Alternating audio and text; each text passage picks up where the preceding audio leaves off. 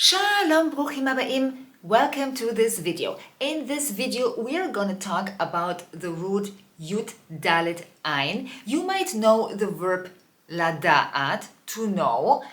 Yes, you already can hear it. That is an infinitive that sounds like an irregular verb. Yes, it is. But there are other binyanim that will help us to say things like to inform you, to update you. We are going to now tap into the details of that.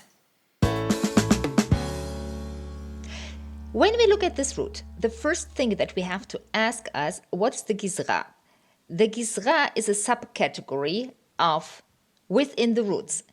In this case, we have here yud and ein. That means yud on the first root position and ein on the third root position. The yud on the first root position we call pei yud. That is the name of the subcategory. Pei stands for one. And the other one is called lamed ein. Lamed stands for 3 because we have ein on the third root position.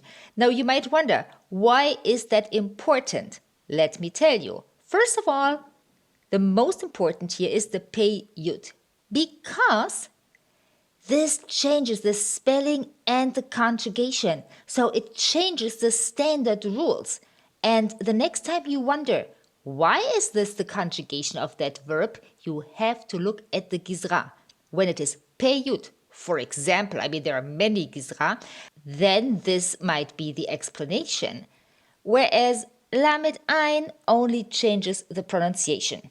With this in mind, we now will look at some of the verbs we can form with this root. We're not going to look at all of them, but these are, I think, the most important to know, to inform, to update, to be aware of. It is known. So these are the kind of verbs we will now look at. To know, to be aware of. This is pa'al. The root is the same for all those verbs, but here we are now in pa'al. To know.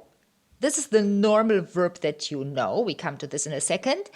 And there's also to be aware of, but that is the past participle of that verb. And that we do at the very end of this video because I don't want to bore you already at the beginning. So let's see.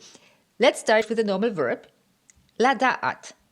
This is the verb, the pa'al verb of this root. When we look at it, we might wonder, how did we come from that root to this verb? Well, let me remind you. I said that pei yud changes spelling and conjugation. So here you have it. This is the reason why it looks so strange. And here you see it. We actually dropped the yud and we added a taf. So that is very typical for pa'al with pei yud roots. In this case, לדעת, to know, here we can conjugate it in the present tense, יודע, יודעת, יודעים, יודעות. Okay guys, here's again my invitation to download the free ebook, Stop Your Pain Now, How to Master Hebrew Verbs. You can download it for free from my website. And let me tell you, Hebrew verbs are doable. In that ebook, at the end, you also find something about me, how I did it, because I also did not grow up in a family where the native language was Hebrew. And I mastered it, and you can too. Now we move on with the rest of the video. When we want to go from to know to make know, or in correct English, to inform, then we have arrived in hif'il. And here we are in lehodia. Again, pei yud. So this is the reason why we are in lehodia and why we came from a yud to a vav. Well, hey, it's one of the rules according to the gizra. Okay? Now, when we want to conjugate that one, we come to modia, modia, modi'im, modi'ot. And here comes the first sample sentence. I will inform you. Ani odia lecha. I will. So we're talking future tense, and future tense has a prefix with n aleph. Here you see it. Okay, now if you want to say I need to be informed, that is the passive voice. And it's not only the passive voice, it is also an infinitive of the passive voice. Then you have come from hif'il to huf'al, but in huf'al there is no infinitive. What do we do now? How can we say such a sentence when there is no infinitive in huf'al? Well, the trick is in Hebrew that you have to turn it into an active sentence. How could we say that? Instead of saying, I need to be informed, we could, for example, say, they must inform me. And then, again, you are in hif'il. Okay, so this was from to know to make know. Okay, to inform. Now let's compare to inform with to notify, to let know, to update. To inform was hif'il, but all the others here are PL. And now you can already see that the difference between informing somebody, notifying, letting know, and update is actually super tiny.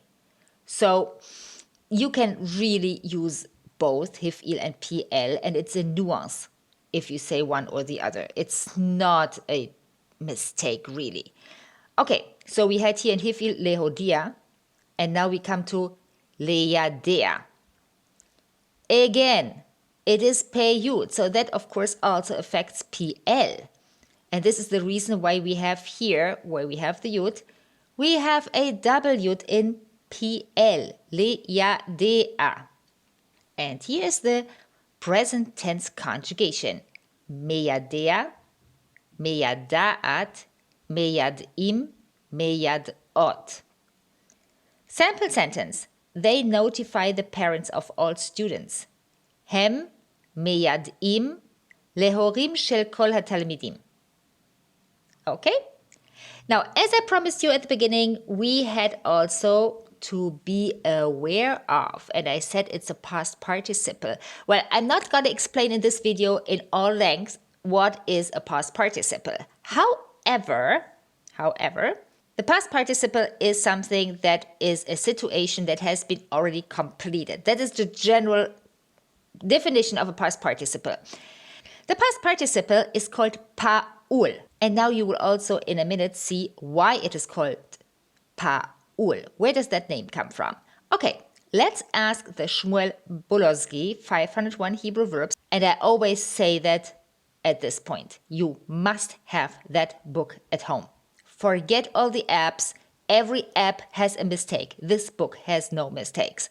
Okay, and if you go then to this root, what you see is, it says, okay, here in Pa'al, then you see 2 columns.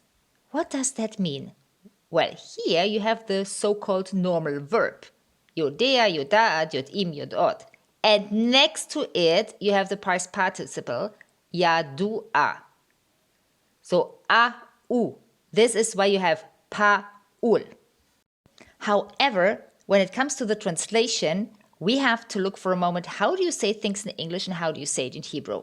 So when you say in English to be aware of, the Hebrew logic is, it is known to me, you, or whoever. So if you say, he is aware of the danger, then it is in Hebrew, yadua lo al hasakana.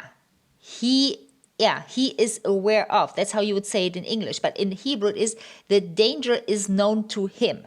But you could also translate that with he knows the danger. So really, it is somewhere depending on your gusto, I would say. And I hope I didn't confuse you, but I wanted you to know where do things come from. How you use it, that is absolutely your choice. Okay, that was it. I hope it was helpful. And yeah, don't forget to download the ebook. And I see you in the next video. Neshikot. Shalom.